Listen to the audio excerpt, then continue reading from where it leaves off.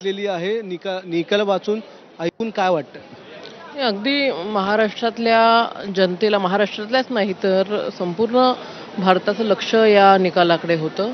आणि ज्या वेळेला ही घटना घडली होती त्यावेळेला जनतेच्या मनातील रोष बघता तेव्हाच मुख्यमंत्री महोदयांनी सांगितलं होतं की दोषीला आम्ही त्या ठिकाणी सोडणार नाही आहे.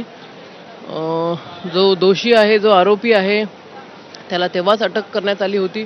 परंतु आपली न्यायव्यवस्था अशी आहे की आपण पाहिलेलं आहे, तो जो आरोपी आहे याच्या आधी सुद्धा तो विनयभंग किंवा रेप केसमध्ये त्याच्यावरती कारवाई झाली होती. परंतु न्यायव्यवस्थेने जो काही निकाल दिला त्या निकालाच्या अंतर्गत तो बाहेर पडला आणि पुन्हा त्याने ते कृत्य केलं.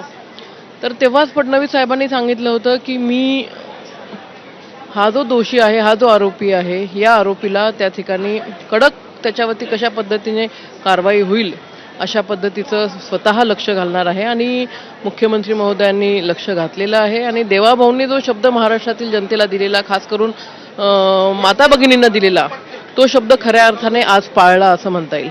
न्यायालयाने कौतुक केलेलं आहे सरकारी यंत्रणेचं, पोलीस टीमचं, सायबर, सगळ्यांनी कौतुक केलं की जितक्या लवकर हा निकाल लागला तितक्या लवकर इतर देखील निकाल लागायला पाहिजे असं न्यायालय. पण ही सगळी व्यवस्था जी स्वप्नवत वाटली, कारण की इतक्या लवकर कधी होत नाही.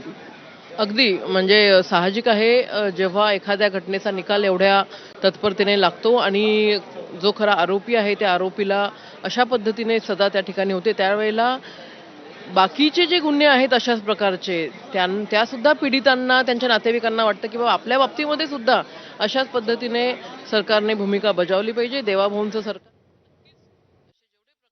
आणि